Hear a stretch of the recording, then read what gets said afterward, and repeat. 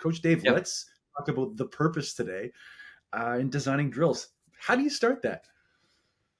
Well, I think the key to all of this is understanding what habit are we going to be working on, and that's kind of one of the first things we talked about. I think in the first episode is like defining the purpose, and for me, it's always trying to go back to what habit is this particular player trying to work on, and be consistent with that. So that would be the first place that I would start, and I want to try and design drills and design workouts that help players apply that habit into a game situation as they get better at the habit. So, are there a couple general areas of focus that you kind of see when you're looking at players for the first time, or maybe it's the fifth workout and you're looking to insert some variability? Like, what are the couple areas of focus that you usually work on with these drills? In designing the drill, Yeah. well, there's sort of a three-step process that I try and focus on. And step number one would be what we're talking about right now, like identify what habit you want to be working on. Step two would be isolate that habit as much as necessary so that you can actually change the movement pattern. And we'll dive deeper into what I mean by that. And then lastly would be layer the drills so that we're starting to apply that habit into a more challenging environment as the player gets better at the skill that you're working with or working on. So identify, isolate, layer is kind of the process that I start to follow. Dave, let's talk about identifying the issues when we're looking at designing a drill. All right. So the first thing that I try and focus on is making sure that we're paying attention to what I've referred to before as the connections. So the hand on the basketball and specifically at the set point is where I think a lot of mistakes get made in how we transfer energy to the ball. And the second point would be how the feet connect to the floor, the foot positioning. And so those will be not the only two, but by far the most common two areas that I'm going to focus on, trying to identify where a player is out of position and what habit they might need to be working on. Then the next part of it is going to be just kind of paying attention to, like, there's a cause and effect to things. And I think the most common example that I've given is that we have to be aware that the follow through isn't really the problem. The follow through is the indicator that there is a problem. And so we're not necessarily coaching to the follow through. That is caused by being out of position at the set point. And just understand that cause and effect in the shooting motion. That don't get tricked into trying to correct the effect, correct the cause. Can you give me a look at the feet? So when you're talking about foot positioning, what are the clues for you that are in identifying a skill or a habit that needs to be worked on? Great question. A lot of that, the effect will be the torso. If the torso is leaning or turned or turning as you're shooting, that can usually start with the feet, and you'll get a player who if they're right-handed points their right foot more at the target, but flares the left foot out.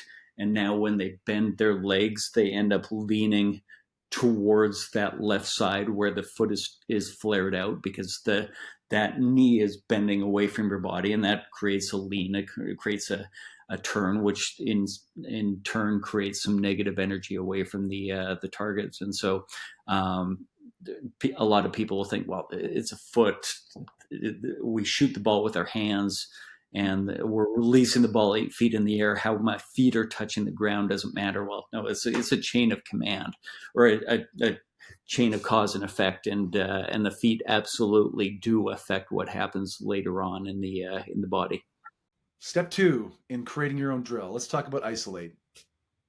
Yeah, isolate is basically simplifying the environment, creating a kind of situation, a drill in which the player can actually change their movement pattern.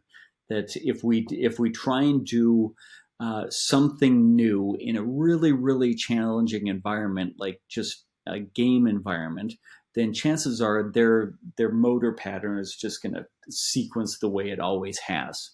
And it's just because they don't have enough time. There's too much stimulus going on. There's just for any number of reasons, there's too much happening where they can't consciously change the movement pattern. And so I have 7 different layers that will go into it at a later podcast, but I strip away as many of them as I need to, and I make the environment easy enough that I know I can put the player in a position where they can actually deliberately change the movement pattern, and then give them the time to get comfortable with that new pattern, and then time to get good at that pattern. So isolating tends to look like what we picture when we say traditional form shooting. Now, there's little adjustments that I'll make to that, trying to add variability to it. But if they say, what do you mean by isolate? Well, it would be do form shooting. Make the environment easy enough that we can actually do things differently than how you've always done them. And this is probably another full podcast of your sort of layering techniques, but let's talk about it in the general sort of broad sense for the audience. Yeah, this is like with isolating, we stripped away all the necessary things from the game in order to make the environment easy enough for the player to change their movement pattern. And now in layering, we should be adding those things in that or back in that we stripped away. So I've got my 7 layers that we'll talk about in some other podcast. And I was thrilled when I did a coaching clinic, and there was a guy that, local guy who's kind of a coaching guru. And I described my 7 layers, and he came to me at the end, the kind of guy that I've always kind of looked up to. And he says, I really liked the 7 layer. Like, I hadn't thought about it that way. And these are things I've been talking about for 10 years now, and don't always share super openly what they are. But I thought, that's nice that this guy that's been coaching for 40 years didn't think of this that way. But when we're layering drills, we're now trying to complicate and make the drill more task representative and more challenging as the player gets better at the habit that they're working on. How do you find an ideal sweet spot? Are you nailing the habit 8 out of 10 times, 10 out of 10 times? Like, how do you find that sweet spot of what an ideal looks like? Yeah, I think within the challenge point framework, I read somewhere, and I've gone back to see if I can find this, find the research that I saw this in. The benchmarks they gave were trying to get the habit right 85% of the time. Okay. And ideally feeling like on that 15% that you made the mistake, that the player was aware they made the mistake. And so that's one of the benchmarks that I'm trying to hit. And the other one is like a results based in a sense. I don't want the drill, when we're talking about shooting a basketball, I don't want the drill to be so easy that the player is making 95% of their shots. That's never going to be realistic to a game either. But I also don't want them to be making 20% of their shots. If 40 to 50% is the sweet spot that we're searching for in games, the realistic sweet spot, then I want to kind of be around that in my practice. And I do skew a little bit higher. I try and shoot for 50 to 60%.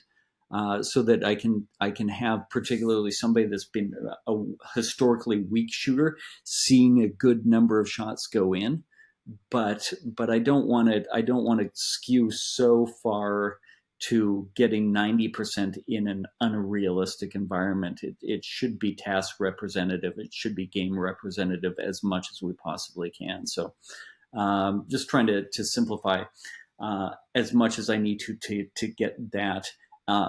The other part that I'll really pay attention to is trying to put constraints on drills that force the habit that I want the player to be working on. So the perfect drill would be the kind of drill where I explain how to do it, and the way the drill is done forces a player to explore a new movement pattern without me explicitly having to tell them to explore it. Like, I don't want to say, I want you to put your finger here and I want you to do, like, we would like the drill to teach a player to do that without having to say. So the most common constraint that I'll put on a drill is removing the guide hand at the set point. A lot of the big mistakes that happen in shooting are caused at the set point by simply removing the guide hand at the set point. When we're doing these isolating drills, will force a player to explore around that, around the kind of habits that I want them to be exploring, and sort of moving into a new, more efficient movement pattern without me having to explicitly say, do it like this.